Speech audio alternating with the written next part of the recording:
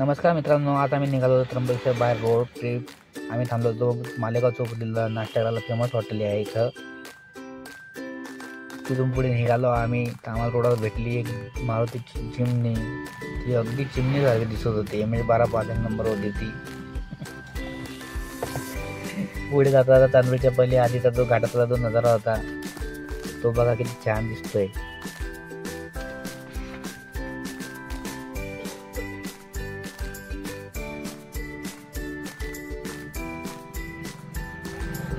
थोड्याच वेळात आम्ही आलो तांदूळच्या रेणुका देवी मंदिर आहे इथल्या जवळच्या घाटातील. हे बघा वरती दिसतंय शंकराचं महादेव मंदिर. आणि ही बघा ही उतार तांदूळ घाटातली.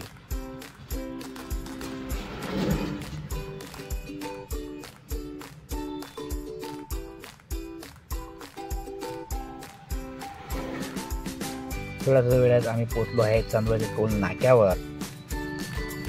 टोल नाक्यावर गाडी हळू केली आणि विशाल भाऊंची गाडी होती तर त्यांनी टोल नाक्याला डायरेक्ट वर गेला पैसे न घेता. बघा विशाल भाऊंची स्माईल. नंतर आम्ही नाशिकला पोहोचल्या सिग्नल अडकलो. खूप ट्रॅफिक होती तिथं. नंतर पुढे त्र्यंबक रोडला लागल्यावर बघा हे गड्डे रस्त्यात पावसाळ्यामुळे खूप गड्डे पडलेत.